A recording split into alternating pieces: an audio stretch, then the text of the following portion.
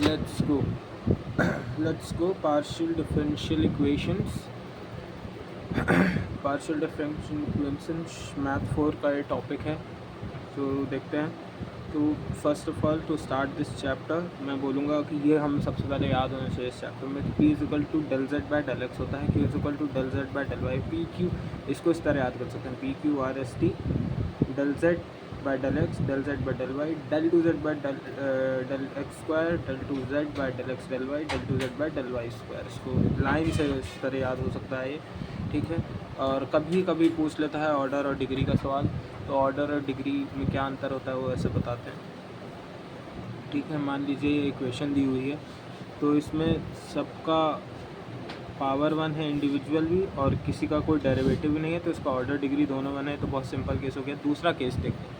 तो इसमें क्या है कि ये एक ही बार डिफरेंशिएट है बट इसकी पावर 2 है, ये 3 बार डिफरेंशिएट हो रहा है बट इसकी पावर 1 है। तो जो हाईएस्ट बार डिफरेंशिएट हो रहा है उसकी जितनी पावर होती है वो डिग्री होती है, और जो हाईएस्ट बार डिफरेंशिएट हो रहा है जितनी बार, तो वो ऑर्डर होता है। तो उसका ऑर्डर 3 है, डिग्री 1 है, क्योंकि इसकी पावर 1 है, ठीक है। और ऑर्डर डिग्री और निकालने के लिए हमें रैशनलाइज भी करना पड़ता है। फॉर एग्जांपल इस क्वेश्चन में इसको रैशनलाइज करेंगे, स्क्वायरिंग बोथ द साइड्स, तो ये इसका स्क्वायर हो गया ये। तो अब इसमें 2 बार डिफरेंशिएट हो, तो ये आ गया यहाँ पर 2 बार डिफरेंशिएट हो रहा है। इसका मतलब है कि इसका ऑर्डर 2 होगा और इसकी डिग्री भी 2 होगी, क्योंकि इसकी पावर 2।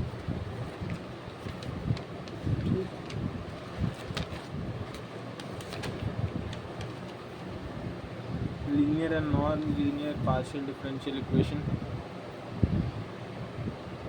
हाँ, तो ये लीनियर पार्शियल डिफरेंशियल इक्वेशन है जहाँ पे किसी का भी कोई मतलब मल्टीप्लाई नहीं है, मतलब नॉर्मल सब चल रहा है, del Z by del Y अलग अलग।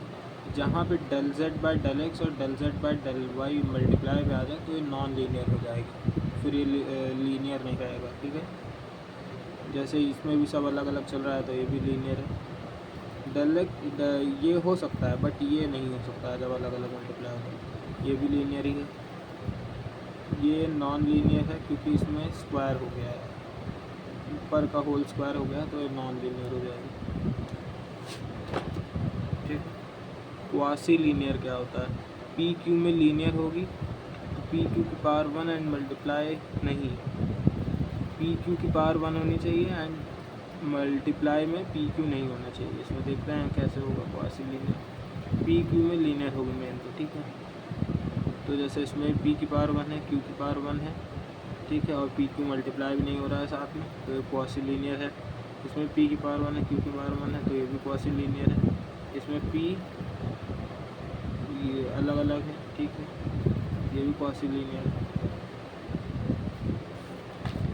क्वासी लीनियर को सॉल्व करने के लिए हम लोग लैग्रांज यूज़ करते हैं, वो बाद में देखेंगे। तो अभी आते हैं formation of partial differential equation पे, ठीक है। 2 नंबर का सवाल आता है जनरली।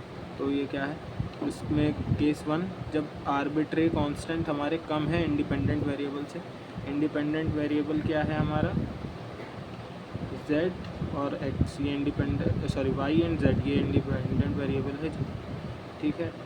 और ये हमारा आर्बिट्री कांस्टेंट है, ठीक। तो ये गिवन है फॉर एग्जांपल, तो हमें बताना है, इससे हमें फॉर्म करनी है। तो एक बार डिफरेंशिएट किया विद रिस्पेक्ट टू x, तो a की वैल्यू आ गई। फिर एक बार डिफरेंशिएट किया विद रिस्पेक्ट टू y, तो इसकी वैल्यू आ गई कुछ, ठीक है। तो 1 और 2 इक्वेशन से हमने वैल्यू a की वैल्यू निकाले थे वो इसमें पुट कर दी फर्स्ट इक्वेशन, ठीक है। a del Z by del x into x plus y, ठीक है। तो ये फॉर 2 डिफरेंशियल इक्वेशन फॉर्म हुई। जब ऐसा होता है तो more than 1 partial differential equation form होती हैं, जब आर्बिट्री कांस्टेंट कम होते हैं। व्हेन आर्बिट्री कांस्टेंट बराबर हो जाता है इंडिपेंडेंट वेरिएबल के, ठीक है, जब बराबर हो जाता है।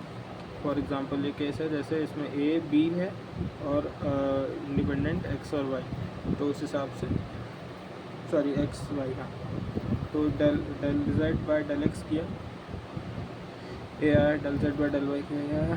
अब 2 और 3 को यूज़ कर लिया 1 में, 2 और 3 की वैल्यू 1 में डाल दी तो z बराबर ही आ गया, तो z बराबर है। तो इसमें क्या होता है, यूनिक पार्शियल डिफरेंशियल इक्वेशन, एक ही पार्शियल डिफरेंशियल इक्वेशन बनती है जो कि बन गई। ठीक है, इसमें भी देखो दो वो हैं और दो इंडिपेंडेंट वेरिएबल हैं। तो सेम तरीके से डल एक बार x के रिस्पेक्ट में, एक बार y के रिस्पेक्ट में डिफरेंशिएट करो z को, जो भी वैल्यू आए वो वापस जाके उसी में रख दो। ठीक है, एक और बार देखते हैं, इसमें भी वही सेम केस है, दो आर्बिट्री कांस्टेंट, दो इंडिपेंडेंट वेरिएबल, एक बार x के रिस्पेक्ट में, एक बार y के रिस्पेक्ट में डिफरेंशिएट, फिर इन दोनों को फर्स्ट में रख दो तो ये आ गया। ठीक है, स्टेप्स क्या है, question differentiate with respect to x, differentiate with respect to y, now use 2 and 3। So यही होता है इसमें।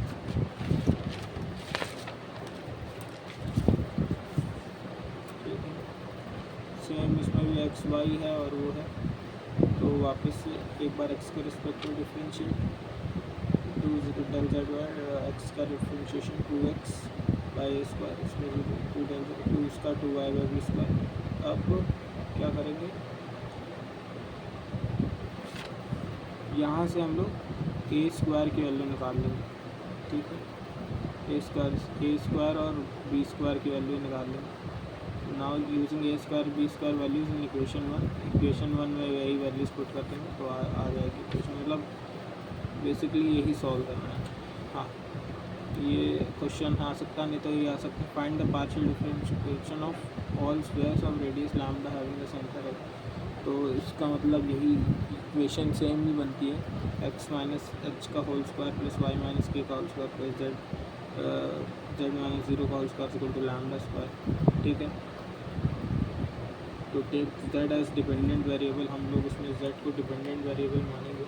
तो z dependent variable h and k eliminate करना रहेगा to form the partial differential, मतलब इंडिपेंडेंट वेरिएबल एलिमिनेट करना रहता है। ठीक है, तो differentiate with respect to x and y, टू ये डिफरेंशिएट किया तो x माइनस एच की वैल्यू लिखी, इसको y के रिस्पेक्ट में डिफरेंशिएट किया, y माइनस के की वैल्यू 2 और 3 को 1 में यूज़ कर लिया, x minus h y minus k करेंगे तो ये हमारा आंसर आ गया।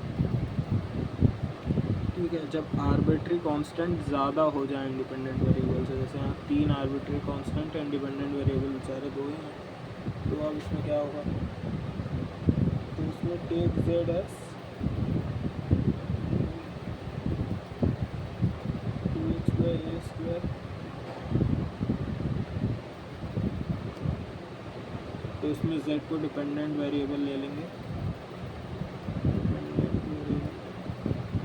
2x by square plus 0 plus 2z by c square del z by del x के रिस्पेक्ट में पहला डिफरेंशिएशन, फिर दूसरा y के रिस्पेक्ट में b square 2z by c square del z by del Y,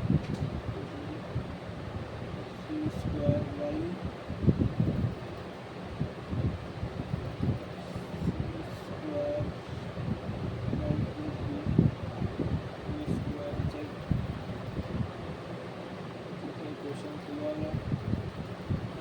equation 3 है from 2 differentiate with respect to again 2 को वापस एक्स के रिस्पेक्ट में डिफरेंशिएट किया।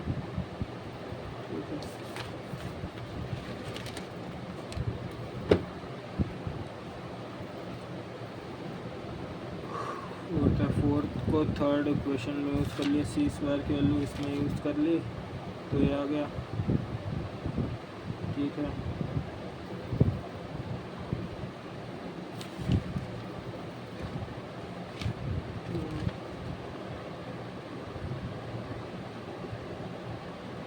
थर्ड इक्वेशन ऐसी है, तो इसमें ये third equation differentiate third with respect to y, again y के रिस्पेक्ट में डिफरेंशिएट किया तो आखिरी में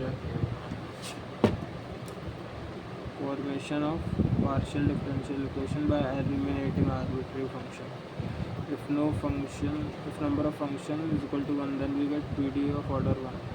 that is equal to fx square minus y square then del z by del x f dash x के रिस्पेक्ट में तो 2x del 2 minus 2y divide 2 by 3 2 और 3 को डिवाइड कर दिया ठीक है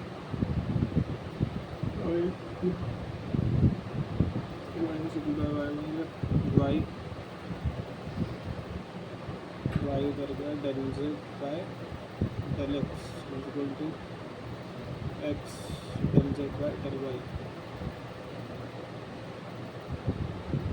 तो ये पार्शियल इसमें फाई का यूनिट बना रहेगा एल एक्स की जगह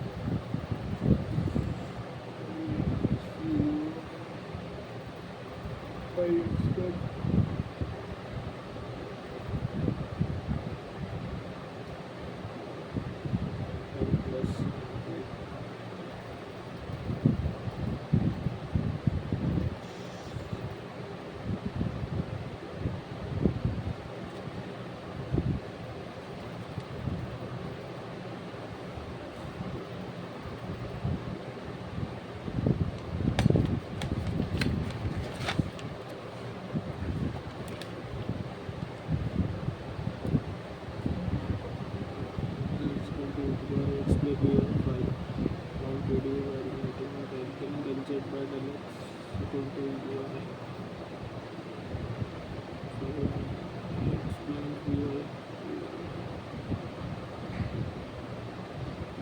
by del y